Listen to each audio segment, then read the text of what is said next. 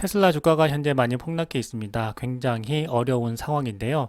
테슬라의 경쟁자들을 살펴봄으로써 테슬라가 어떤 전략을 취해야 할지에 대해서 함께 생각해 볼까 합니다.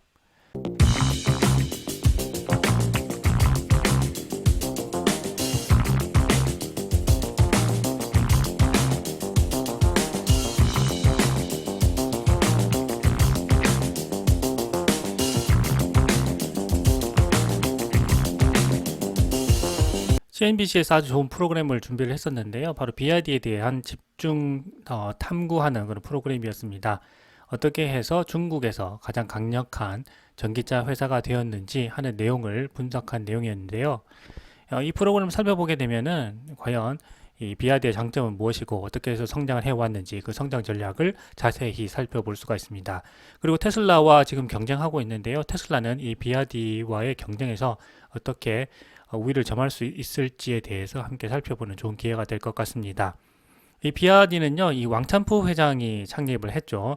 왕찬포 회장은 1966년 안후이성 우시에서 태어났는데요. 이후에 BYD를 창립해서 현재의 최고의 그 전기차 회사 중에 하나로까지 만들게 된 아주 능력이 출중한 경영자입니다. 찰리 먼거와 워렌 버핏이 BYD에 오랜 기간 투자를 했었죠. 그리고 자신의 생애에서 가장 성공적인 이 투자 중에 하나였다라고 이야기하기도 했고요. 일론 머스크는 과거에는 BYD에 대해서 중요하게 생각하지 않았지만 현재는 가장 강력한 경쟁력을 가진 기업 중에 하나다라고 인정을 하기도 했습니다. BYD가 세계 시장으로 향하고 있기 때문에 결국은 테슬라와 경쟁할 수밖에 없고요. 미국에서는 지금 이 중국산 전기차의 수입을 막기 위해서 다양한 이제 정책을 하고 있는데요. 과연 언제까지 이제 막을 수 있을지 그것을 좀 투자자로서는 잘 살펴봐야 할 것 같고요.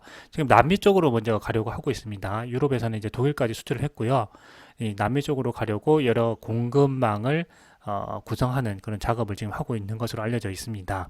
왕찬포 회장은 처음 이 BYD를 만들 때 그 아주 작은 그 배터리 회사로서 시작을 했어요. 처음에 이동통신회사 노키아와 같은 이 회사들이 중국에 진출을 하면서 여러 가지 부품이 필요했었는데 이 배터리뿐만 아니라 이 관련된 제품까지 모두 제공을 하게 되면은 더욱 빠르게 성장할 수 있겠다라는 이런 경영 전략을 가지고 있었고요. 그렇게 해서 이 다양한 이 휴대폰 회사와 계약을 하고 그렇게 함으로써 빠르게 성장할 수 있게 되었죠. 그리고 현재는 그 사업을 점점 영역을 확장해서 전기차 산업으로까지 진출하게 되었습니다. 굉장히 다양한 차종, 다양한 가격대의 이 모델을 만들었습니다. 그래서 테슬라 같은 경우에 테슬라를 비판하는 사람들의 주된 그 의견이 뭐냐고 하면 바로 이 차종이 다양하지 않다는 것이죠. 그에 비해서 이 BYD는 다양한 차종을 만들고 있고요. 다양한 가격대의 전기차를 만들어서 이 많은 그 수요층을 흡수하고 있다 하는 점이 BYD의 장점이 되겠습니다. 특히 2023년에는요, 하이브리드 매출이 크게 이제 늘어나서 이 BYD의 그 해가 되었다 이렇게 볼 수가 있겠습니다. 금리가 굉장히 높았기 때문에 이 차 가격이 아무래도 낮은 하이브리드나 이 플러그인 하이브리드 쪽으로 소비자들이 선택하게 되었죠. 그래서 이 하이브리드 매출 부문에서 큰 성장을 이루었고요. 이러한 BYD의 그 전략을 살펴본다면 그 향후에 테슬라는 반드시 모델2를 성공시켜야만 하는 아주 중요한 그 기로에 서 있다 이렇게 볼 수가 있겠습니다. 중국 정부는 이 전기차 산업에 전폭적인 지원을 하게 됩니다. 왜냐하면 기존의 내연기관 자동차 산업은 이 미국을 비롯한 유럽에 많은 그 경쟁력 있는 기업들이 있었기 때문에 이 진입 장벽 자체가 굉장히 높았습니다. 그래서 중국으로서는 내연기관 자동차 회사들과 경쟁하는 것이 아니라 전기 자동차 산업을 키우는 것이 훨씬 효율적이다라고 이제 판단을 하게 된 것이죠.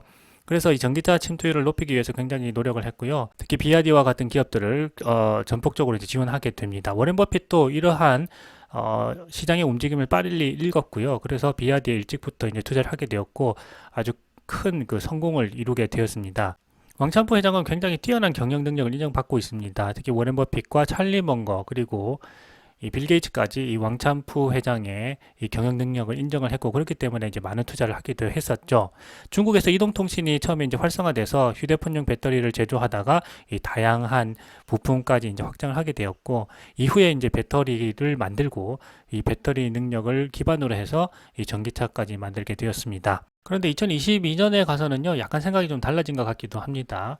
그동안은 BYD에 대해서 굉장히 높게 평가를 하고 있었는데요. 테슬라가 전기차 부분에서 높은 경쟁력을 갖추어가는 부분을 파악을 한 것 같습니다. 그래서 비아디의 이 지분을 이제 대량으로 이제 매도하기도 했죠. 테슬라를 어느 정도는 인정하게 됐다 이렇게 볼 수가 있을 것 같고요. 그렇기 때문에 이 찰리 벙거와 워렌 버핏이 전기차 산업에 전혀 투자하지 않았다 이렇게 생각하시는 분들인데 그렇지 않습니다. 이 비아디에 투자함으로써 일찌감치 이 비아디의 성장에 대해서 예상을 했고요. 이 전기차 산업이 발전해 나갈 것에 대해서 투자를 했다라고 볼 수가 있을 것 같습니다. 테슬라에 투자하지 않았다고 해서 이 전기차 산업 자체에 투자를 하지 않았던 것은 아닙니다. 그렇기 때문에 이 전기차 산업의 발전에 대해서는 이미 생각을 하고 있었고 다만 테슬라가 아니라 일찌감치 중국의 비아디에 투자를 했다 이렇게 보시면 될 것 같습니다.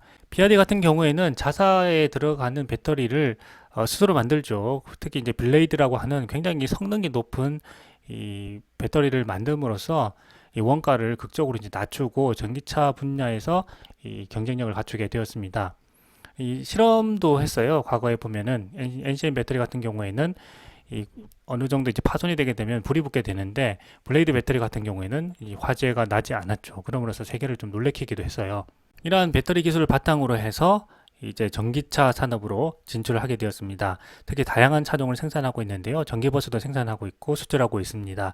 우리나라에도 전기버스가 많이 들어와 있고요. 지금 세계로 수출을 하고 있습니다. 이런 면에서 본다면 비아디의 장점이 분명히 있죠. 이 중국 정부의 강력한 지원을 받아서 다양한 전기차를 생산하고 있고 이 다양한 가격대의 전기차를 생산함으로써 다양한 소비자층을 흡수할 수 있다 하는 점이 비아디의 가장 강력한 이 장점 중에 하나가 되겠습니다. 그래서 앞으로 이 테슬라도 반드시 이제 모델 2를 성공시켜서 다양한 소비자층을 흡수할 수 있어야 더 매출도 이제 늘고 순이익도 늘어날 수 있게 될 거라고 생각해 볼 수가 있습니다. 비아디는 다양한 차종, 다양한 가격대의 이 제품을 생산하고 있죠. 퀸플러스 같은 경우에는 14,000달러부터 시작을 하고요.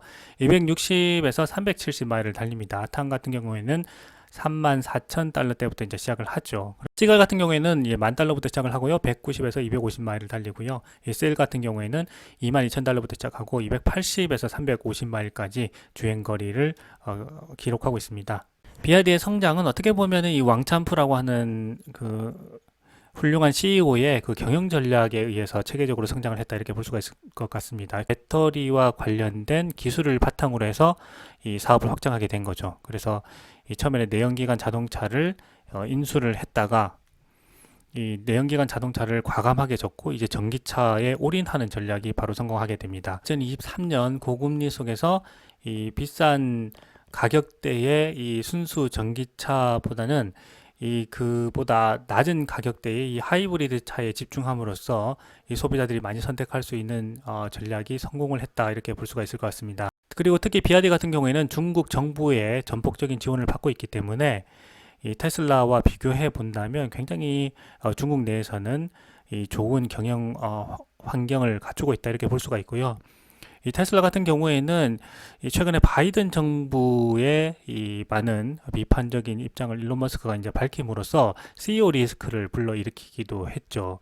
어떻게 보면 현재 많은 사람들이 테슬라에 대해서 우려하고 있는 부분 중에 하나가 바로 이 CEO 리스크이기도 한데요. 일론 머스크가 자신이 생각하는 이 옳은 방향, 정의라고 생각하는 이 방향으로 가는 것도 중요하지만 결국은 비아디와 같이 정부의 전폭적인 지원을 받는 것이 이 기업으로서는 얼마나 중요한가 하는 것을 비아디의 사례에서부터 알 수가 있게 되는 것 같습니다. 그래서 일론 머스크가 이 테슬라라고 하는 기업의 CEO이기 때문에 물론 정의도 중요하지만 이 정부의 전폭적인 지원을 받기 위해서 정부와의 어떤 관계를 개선해 나가는 것이 분명 CEO로서는 중요한 방향 중에 하나라고 생각이 됩니다. 기업은요, 결국은 정부의 정책 속에서 움직이는 개체이기 때문에 이 정부의 협조를 얼마나 잘 받느냐도 굉장히 중요한 조건 중에 하나입니다. 일론 머스크가 인류를 위하고 인류의 발전을 위해서 노력하고 있는 것도 분명히 인정을 하지만 분명히 현실 세계에서는 어느 정도의 타협이 필요하기 때문에 이 주주로서 바라는 그런 측면을 일론 머스크가 잘 참조를 해서 이 테슬라의 발전 전략에 포함시켰으면 하는 바람이 분명히 있습니다. High-end sports car, faster than a Ferrari, faster than a Lamborghini. Nothing compared to this. Every which way I did the numbers, the electric cars were a lot better than everything else. Tesla is pushing the bounds of what is possible with self-driving. Elonness has increased over the years.